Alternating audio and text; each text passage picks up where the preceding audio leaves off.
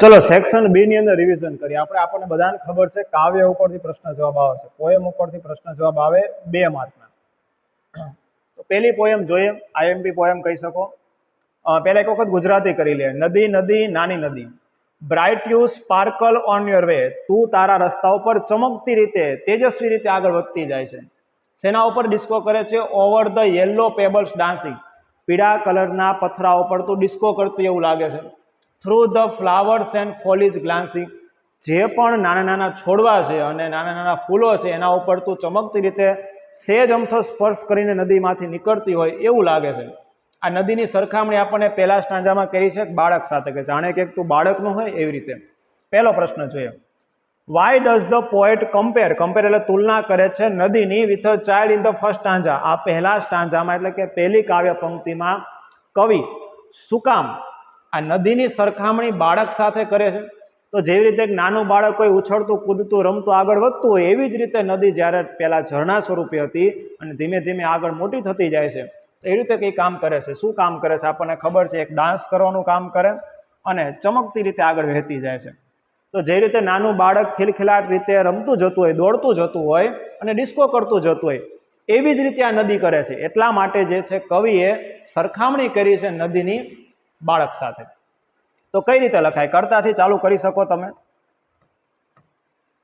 The poet compare ક્રિયાપદ છે અહીંયા ડઝ આપ્યું છે એટલે અહીંયા એસ કેસ લાગશે એવું યાદ રાખવાનું ત્રીજો પુરુષ એકવચન હોય ત્યારે એસ કેસ લાગે એમ પણ યાદ રાખી શકો the poet compares the river with a child આપણને વાયથી પ્રશ્ન પૂછ્યો છે એટલા માટે જવાબની અંદર લખવું પડે બીકોઝ કારણ કે નદી એટલે કે રિવર એમ પણ કહી શકો ઇટ વહે છે ઇટ ફ્લોસ કેવી રીતે વહે છે તો બે રીતે છે એક તો સ્પાર્કિંગ કરતી વહે છે ને એક તો ડાન્સિંગ કરતી વહે છે it flows over the yellow pebbles અને શું કરતી તો કે ડાન્સિંગ કરતી ડાન્સિંગ અને આ પણ લખી શકો એન્ડ કરીને સ્પાર્કલિંગ બે જવાબ આપણા સાચા જો હજી ઇઝી પ્રશ્ન પૂછવો હોય તો એમ પ્રશ્ન પૂછી શકે કે નદી ક્યાં વહે છે નદી ક્યાં વહે છે એવું વેરથી પ્રશ્ન પૂછે તો તમારે જવાબ લખવાનો પીળા પથ્થરો ઉપર નદી વહે છે એના ઉપર ડિસ્કો કરતી કરતી બીજો પ્રશ્ન વિચ વર્ડ રાઇમ્સ રાઇમ શબ્દ યાદ રાખજો આઈએમપી શબ્દ છે રાઇમિંગ વર્ડ એટલે એના જેવા બોલાતા શબ્દો તો જો અહીંયા અવતરણ ચિહ્ન આપણને આપ્યું છે dancing in the given sentence બરોબર તો આ ડાન્સિંગ શબ્દ જે છે એનો રાઇમિંગ વર્ડ ગોતો તો રાઇમિંગ વર્ડ ગોતો હોય ત્યારે એના જેવો ઉચ્ચારવાળો શબ્દ લેવો પડે અને એ હંમેશા આપણને ત્યાં ને ત્યાં જ આપ્યો હોય ક્યાંક આજુબાજુમાં તે તો જોઈએ આપણે ડાન્સિંગ તો એના જેવો બીજો એક શબ્દ છે ગ્લાન્સિંગ બરોબર હજી એક બીજો ગોતો હોય તો વે તો વેનું શું થાય છે પ્લે આ રાઇમિંગ વર્ડ કહેવાય સરખા ઉચ્ચાર ધરાવતા શબ્દો આગળ બીજો સ્ટાન્જા જોઈએ what does the river do over the pebbles હમણાં કીધું એવો જ પ્રશ્ન આવ્યો કે નદી શું કરે છે આ પથ્થરો ઉપર તો જવાબ ચાલુ કરશું આપણે કર્તાથી ચાલુ કરવાનું પહેલા લખવાનું ધ રિવર હવે આ ડઝનો એસ કેસ નીકળી જાય અહીંયા ડુ ક્રિયાપદ છે એને એસ કેસ લાગી જશે તો ધ રિવર શું કરે છે તો એ ક્રિયા જ લખી નાખીએ તો જલ્દી પતે ધ રિવર ક્રિયા છે ડાન્સ કરવાની ત્યાં યસ લગાડી દે ધ રિવર ડાન્સિસ શેના ઉપર તો કે ઓવર ધ પેબલ્સ અથવા યેલો પેબલ્સ અને યેલો પેબલ્સ એટલે થાય પીળા પથ્થરા ઉપર એ કયા પથ્થરા કે જે નદી કિનારે ઓલા સબલા લીસા પથ્થરા હોય ને એની વાત થાય છે બીજું two whom is the river compare કોની સાથે નદીની સરખામણી કરી છે તો આપણને ખબર છે કોની સાથે કરી હતી આમાં બાળક સાથે કરી હતી તો કઈ રીતે જવાબ લખશું કર્તાથી ચાલુ કરવાનું અહીંથી ધ રિવર પછી ક્રિયાપદ મૂકવાનું ધ રિવર ઇઝ સહાયકારક ક્રિયાપદ ધ રિવર ઇઝ કમ્પેર તુલના કરી છે કોની સાથે તો કે ચાઇલ્ડ સાથે વિથ અ ચાઇલ્ડ એક બાળક સાથે તો the river is compared with a child નદીની સરખામણી એક બાળક સાથે કરેલી છે નેક્સ્ટ આગળ જોઈએ રિવર વાળું હજી which are the opposite word એટલે વિરોધી શબ્દ કયો વિરોધી શબ્દ છે જે આમાં ઉપયોગ કરવામાં આવ્યો છે સ્ટાન્જામાં ગોતી આમાં વિરોધી શબ્દ બીજા ક્યાં છે તો જોયો રફ એટલે શું થાય અને સ્મૂથ એટલે શું થાય? તરત જોતા ઉપર જ ખબર પડી કે બંને વિરોધી શબ્દ છે. તો રફ એટલે ખરબચડું થાય અને સ્મૂથ એટલે લીસું થાય. તો આ બે વિરોધી શબ્દ છે. કઈ રીતે લખવાના? ડાયરેક્ટ લખી નાખવાના ચોથું કરીને રફ, પછી અપોઝિટની નિશાની કરવાની ગુણ્યા જેવી નિશાની, પછી લખી નાખવાનું સ્મૂથ, ખરબચડું અને લીસું. ધ રિવર ઇઝ લીપિંગ, કૂદકા મારે છે. શેના ઉપર કૂદકા મારે છે? તો લીપિંગ શબ્દ જો ચલો ક્યાં લખ્યું છે કૂદકા મારે છે? River, swelling river, rush, through, rough and smooth, louder, faster, rolling, leaping, કૂદકા મારી રહે છે. ઇન લીપિંગ, નદી શેની અંદર કૂદકા મારી રહે છે? તો આ બધા શબ્દ છે. ઓવર ધ રોક્સ લખી શકો, પછી આગળ રોઝ બેંક એવું લખી શકો. જે પણ લખો એ બંને વાત આપણી સાચી પડે છે. ધ રિવર ઇઝ ખાલી જગ્યા by the rose bank. Rose bank એટલે થાય ફૂલના કિનારા, નદીના જે કિનારા છે તેની બાજુમાં. ધ રિવર ઇઝ ખાલી જગ્યા બાય ધ રોઝ બેંક. તો શું કરે છે? સ્વીપિંગ કરે છે. તો અહીંયા જવાબ જે છે આપણે સ્વીપિંગ રાખશું. પછી સપ્લિમેન્ટરી રીડિંગ એટલે કે જે આપણી એક બુક આવે, સપ્લિમેન્ટરી રીડિંગ વધારાની સ્ટોરીવાળી બુક આવે, એની અંદરથી અમુક આઈએમપી પેરેગ્રાફ આપણે લીધા છે. એક તો આ સત્ય ઘટનાઓ પર છે, 2003ની સત્ય ઘટના છે. આપણને ખબર હોવી જોઈએ કે મચ્છુ નદી જ્યારે એની પર ડેમ તૂટ્યો હતો ત્યારે બહુ મોટી હોનારત થઈ હતી. બસ એવો જ કંઈક પેરેગ્રાફ અહીં તમને આપેલો છે. જો પહેલો પ્રશ્ન, what were the boys doing? આમાં હકીકતમાં એવું હોય કે એક પેરેગ્રાફ આપ્યો ને એમાંથી 4 પ્રશ્ન જવાબ આપ્યો કે જે તમારે ગોતીને લખવાના હોય. તો છોકરાઓ શું કરી રહ્યા હતા? આપણે પહેલાં એક કામ કરીએ, આનું થોડું ગમતું ગુજરાતી કરીએ. 18 જૂન 2003ની વાત હતી અને એ વખતે બહુ મસ્ત મજાનો તેજસ્વી દિવસ હતો. મચ્છુ નદી જે છે એની અંદર પૂર આવ્યું હતું, સીમા પૂર આવ્યું હતું. શું કામ પૂર આવ્યું હતું? શેના લીધે? તો ડ્યુ ટુ હેવી રેન્સ, ખૂબ જ ભારે વરસાદ થયો એટલા માટે પૂર આવ્યું હતું. પછી છોકરો એક આપ્યો છે, નામ આપ્યું છે જયરાજ, 13 વર્ષનો. એક બીજો છે નાગરાજ કે જે 10 વર્ષનો હતો. અને એક જોરુ નામનું બાળક જે છે 12 વર્ષનો હતો. વર બાથિંગ એટલે સ્નાન કરી રહ્યા હતા. એટલે ચેક ડેમ, એક ચેક ડેમ આવ્યો હતો. આ ક્યાં આવ્યો હતો? સુરેન્દ્રનગરની બાજુમાં ચેક ડેમ આવ્યો હતો, અહીંયા સ્નાન કરતા હતા. They were having a lot of fun, ખૂબ જ મજા કરતા હતા. ધે ડીડ નોટ નો, એમને ખબર નથી that they var sliding into deep water, ધીમે ધીમે ઊંડા પાણીમાં જતા હતા. એમને ખબર જ ન પડી. When they new the danger, જ્યારે એમને ખતરાની ખબર પડી, ઇટ વોઝ પ્રીટી લેટ, બહુ મોડું થઈ ગયું હતું. ધીમે ધીમે ખબર પડી ત્યારે તો મોડું થઈ ગયું. પછી એમને રાડો પાડો લાગી કે હેલ્પ હેલ્પ, મદદ કરો મદદ કરો. ધે સર્ડ, તેમને જોર જોરથી રાડો પાડી. એમને એક છોકરાને જોયો અને આ છોકરાનું નામ હતું, આ નામ યાદ રાખજો, પ્રતાપ ખાચર. 14 વર્ષનો હતો આ બાળક.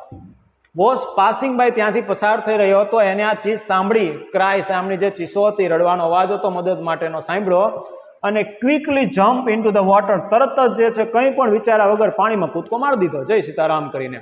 હી was not a good swimmer, એ કંઈ એટલો સારો તરવૈયો નહોતો, એને કેટલું બધું તરતાય નહોતું આવડતું.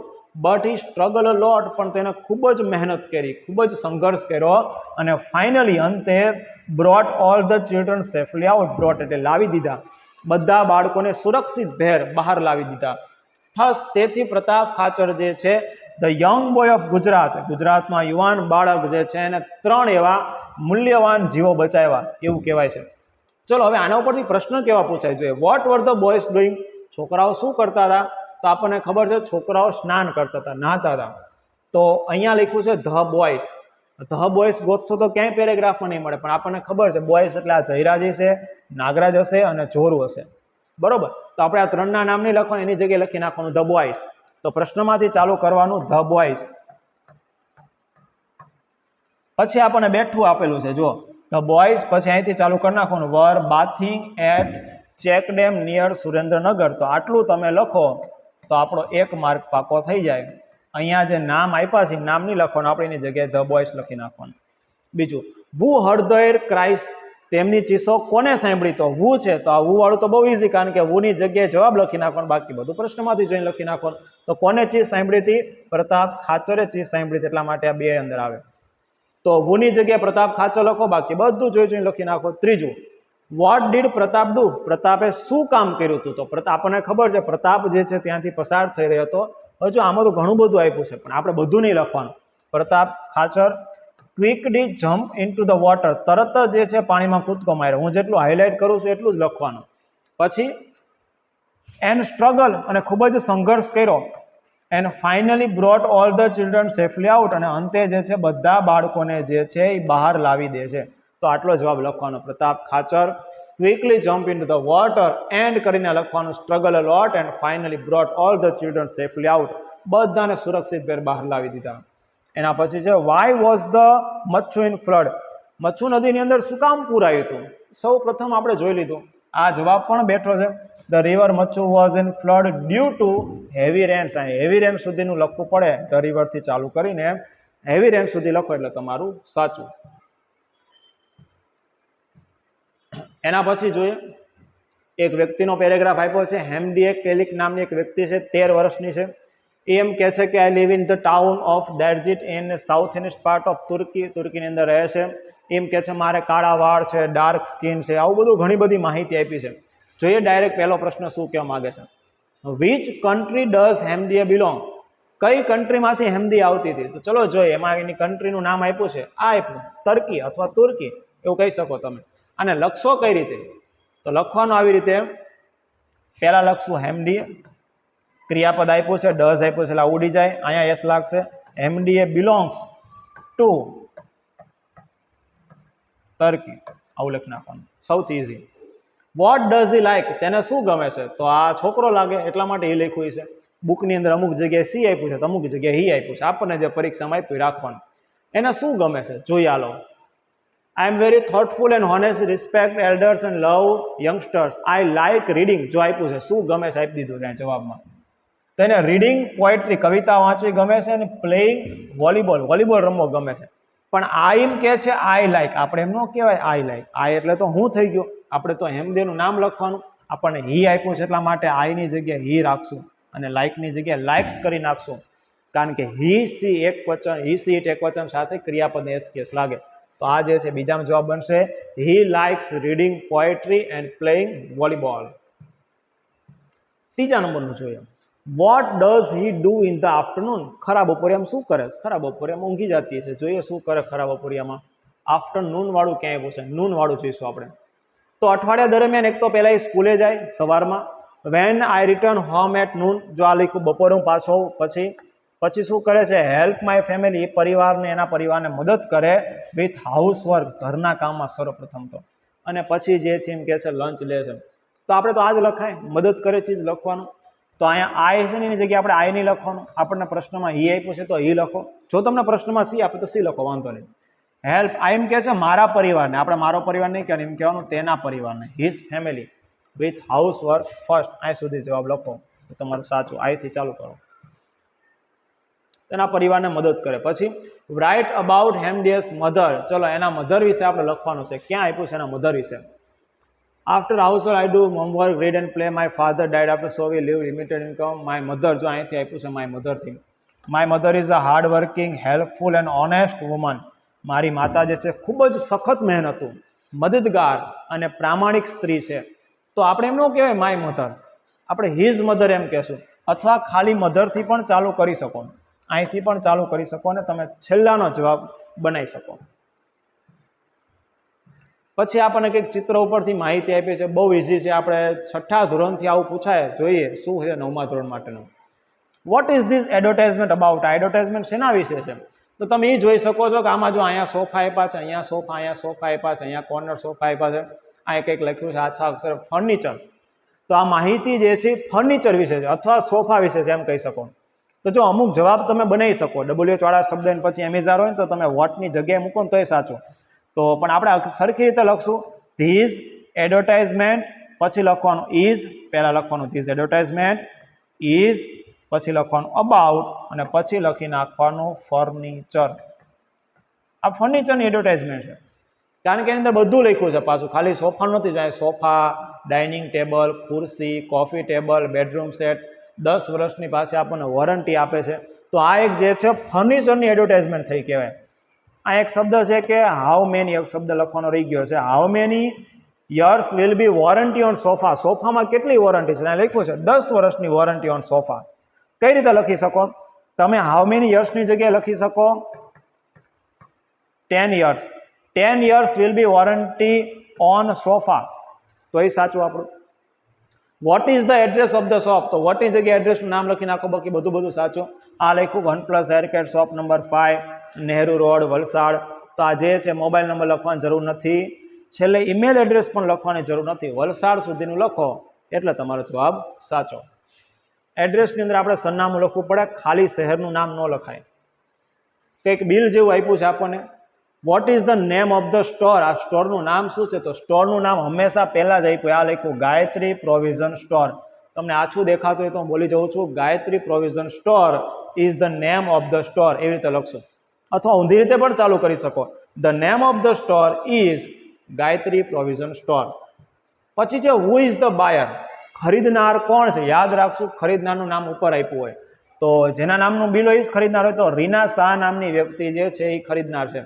હુની જગ્યાએ રીના શાહ લખો, બાકી બધું એમને એમ. Reena Shah is the buyer. How much did the buyer buy Amul ghee, how much કેટલું ઘી, અમૂલ ઘી કેટલું ખરીદ્યું હતું એને. જોઈએ અમૂલ ઘી ક્યાંય પૂછે, આ રહ્યું અમૂલ ઘી, કેટલું ખરીદ્યું, 1 kg, 1 કિલો ખરીદ્યું હતું. લખવાનું કઈ રીતે, ધ બાયર પહેલાં લખશું, ભૂતકાળનું ડીડ આપ્યું છે, આ નીકળી જાય ને આને ભૂત લગાડી દઉં પણ આ બાયનું બોટ થઈ જાય. The buyer bought 1 kilogram of Amul ghee. ફરીથી, the buyer bought 1 kilogram of Amul ghee, 1 kilo Amul ઘી ખરીદ્યું હતું. ફરી પાછો કંઈક કેશ મેમો આપ્યો છે, આ પણ કંઈક બિલો એવું લાગે છે. What is the data about, આ ડેટા શેના વિશે છે, ઉપર લખ્યું છે કેશ મેમો. કેશ મેમો એટલે કઈ ને બિલ થાય, તો પહેલાની અંદર જવાબ આવશે cash memo. The data is about cash memo એમ લખો તોય સાચું, અને વોટની જગ્યાએ કેશ મેમો લખી નાખો તોય સાચું, કે cash memo is the data about. પણ આ જે લખ્યું ની સારું લાગે કે પહેલા આમ ચાલુ કરો, ધ ડેટા, પછી લખો ઇઝ અબાઉટ, પછી લખવાનું cash memo. What is the price of the pendants, ચલો પેન્ડન્ટની શું પ્રાઇસ છે, તો જોઈએ પેન્ડન્ટની પ્રાઇસ આપી છે આપણને 13,000 રૂપિયા. તો લખવાનું the price for the pendants, છેલ્લે લખવાનું ઇઝ, પછી આ 13,000 રૂપિયાનો 13,000 લખી નાખવાનું, અથવા વોટની જગ્યાએ 13,000 રૂપિયા લખી નાખવાનું, બાકી બધું એમને લખો તોય સાચું. What is the name of the shop, આ દુકાનનું નામ શું છે, તો આ લખ્યું Kalyan jewellers. Kalyan jewellers is the name of the shop, તમારો જવાબ સાચો. ચલો પછી કંઈક ક્લિનિક, દવાખાનાનું કંઈક કાગળ આપ્યું છે. When did the patient visit the doctor, doctor પાસે ક્યારે ગયો હતો, તો આપણે તારીખ જોવી પડે, તો તારીખ આ લખી 14/1/2018. Which degree the doctor has, પહેલા આને પ્રશ્ન કઈ રીતે જવાબ બને એ જોઈ લે. ધ પેશન્ટ પહેલા લખશું, ડીડ છે એ ઉડી જાય અને અહીંયા ક્રિયાપદને ઈડી લાગી જાય, આને ભૂતકાળ બની નાખવાનું. The patient visited the doctor, પછી તારીખ લખી નાખવાની. યાદ રાખશું, તારીખની આગળ આપણે ઓન લખવું પડે, પછી ઓન કરીને તારીખ લખી નાખવાની. 14 જાન્યુઆરી આપ્યું છે 2018 ની અંદર. કઈ ડિગ્રી જે છે ડોક્ટર પાસે છે, જો ડોક્ટર પાસે કઈ ડિગ્રી છે, તો ડોક્ટરના નામ નીચે ડોક્ટરની ડિગ્રી હોય હંમેશા. એ એમડી છે, બરોબર છે, સ્કિનની અંદર એમડી છે, તો લખશું આપણે the doctor has MD in skin, છેલ્લે ડિગ્રી લખો હોય તો લખો, બાકી ચાલે. What is doctor's mobile number, ડોક્ટરનો મોબાઈલ નંબર શું છે, તો લખવાનું the doctor's mobile number is, પછી આ મોબાઈલ નંબર લખી નાખવાનો. આ નંબર લગાડો નહીં, આ કંઈ સાચો ન હોય, આ નંબર ખોટો હોય પાછો. ચલો એના પછી જોઈએ આપણે, આ કંઈક સેલ લાગ્યો છે વૈશ્વી બુક સ્ટોરની અંદર. પ્રશ્ન છે what is the advertisement about, advertisement શેના વિશે છે, તો આ બુક સ્ટોરની એડવર્ટાઇઝમેન્ટ વિશે છે. તો લખી કઈ રીતે શકો, બુક સ્ટોર એડવર્ટાઇઝમેન્ટ એમ લખો તોય ચાલે, બરોબર. What can we purchase here, આપણે શું ખરીદી શકીએ છીએ, તો જો શું ખરીદવા મળશે તમને અહીંયા, તો અહીંયા તમને એજ્યુકેશનલ બુક્સ જોવા મળશે, ચાર્ટ, મેપ્સ, આ બધું તમને જોવા મળશે. એ પછી પ્રાઇમરીના વિદ્યાર્થી હોય કે પછી તમે ટેકનિકલ એન્જિનિયરિંગ કોલેજમાં હોય, તો કોઈ પણ હોય, તમને આ એજ્યુકેશનલ બુક ખરીદવા મળશે. પરચેસ એટલે ખરીદો. કેટલું ડિસ્કાઉન્ટ તમને આપવામાં આવશે, જો તમે discount is offer on the purchase worth of 500, 500 રૂપિયાની ખરીદી કરશો તો કેટલું ડિસ્કાઉન્ટ મળશે, આ લખ્યું. બેઠું વાક્ય છે, 25% ડિસ્કાઉન્ટ તમને આપશે. હવે એપ્લિકેશન એટલે કે કંઈક અરજી છે સ્કોલરશિપ માટેની, વર્ષ 2023-24 માટેની. તો દિવ્યા મનુભાઈ શાહ નામની કોઈ એક વ્યક્તિ છે, ધોરણ 9 એમાં ભણે છે અને 82% 8મા ધોરણમાં ભણે. જો અત્યારે 9માં ભણે છે પણ સ્કોલરશીપ લઈ હોય તો જૂના વર્ષના ટકા કહેવા પડે. એટલે ધોરણ 8માં 82% આવ્યા હતા. 2022-23માં એ ભણતી હતી 8મા ધોરણમાં, કારણ કે અત્યારે તો 23-24ની અંદર છે. એના પિતા શું કરે છે? એના પિતા જે છે એકાઉન્ટન્ટ છે પટેલ ટ્રાવેલ્સની અંદર. ફાધરની ઇન્કમ કેટલી છે? 20,000 રૂપિયા પર મહિના કમાય છે. What is this data? Data શેનો છે? તો આ લખ્યું, એપ્લિકેશન ફોર ધ સ્કોલરશીપ. આ યર લખો જ લખાય, બાકી ચાલે. What was Divya score in standard 8C? 8C ની અંદર કેટલા સ્ટાન્ડર્ડની અંદર કેટલો સ્કોર કર્યો હતો? તો સી પછી લખી નાખવાનો સ્કોર 82%, 82%. એના પછી છે what is the income of Divya's father? તો the income of Divya's father is, પછી લખી નાખવાનું 20,000 per month. What is Divya's father? દિવ્યાના પિતા શું છે? તો યાદ રાખશો આની અંદર એનો જે વ્યવસાય નહીં લખવો પડે. તો શું છે? એકાઉન્ટન્ટ. ચાલો અહીંથી કરશું. દિવ્યાસ ફાધર ઇઝ એકાઉન્ટન્ટ, પછી આ લખો તો લખાય ઇન પટેલ ટ્રાવેલ્સ, બાકી ન લખો તોય ચાલે.